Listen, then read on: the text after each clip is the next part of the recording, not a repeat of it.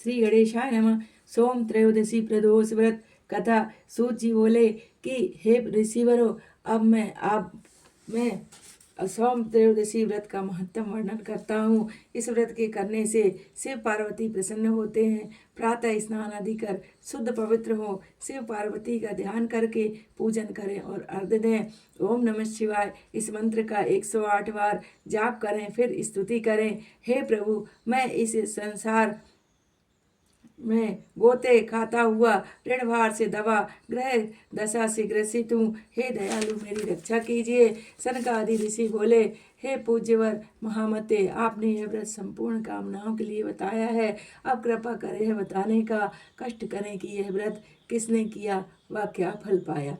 सूत जी बोले, एक नगर में एक ब्राह्मणी रहती थी। उसके पति का स्वर्गवास हो गया था। कोई भी उसका धीर धरैया न था। इसीलिए वह सुबह होते ही अपने पुत्र के साथ भीख मांगने निकल जाती थी और जो भिक्षा में प्राप्त होता उसी से अपना और अपने पुत्र का पेट भरती थी।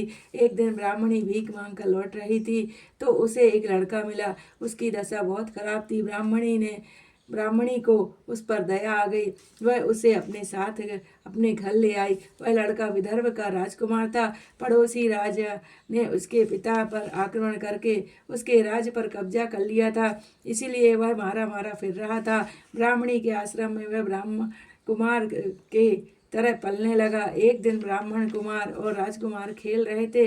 उन्हें वहां गंधर्व कन्याओं ने देख लिया। वे राजकुमार पर मोहित हो गईं। ब्राह्मण कुमार तो घर लौट आया, लेकिन राजकुमार अंशुमति नामक गंधर्व कन्या से बात करता रह गया। दूसरे दिन अंशुमति अपने माता पिता को लेकर राजकुमार से मिलने के लिए आई। उनको राजकुमार पसंद आया। कुछ ही दिनों बाद अंशुमति के माता पिता को शंकर भगवान ने स्वप्न में आदेश दिया कि वे अपनी कन्या का विवाह राजकुमार से कर दें। फलतः उन्हें अंशुमति का विवाह राजकुमार से कर दिया।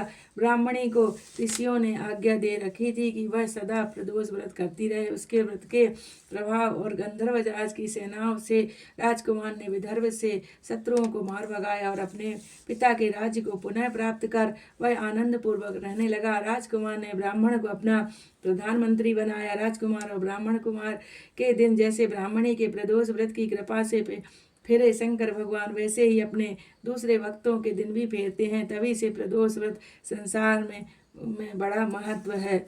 श्री शिवाय नमस्तुभ्यं।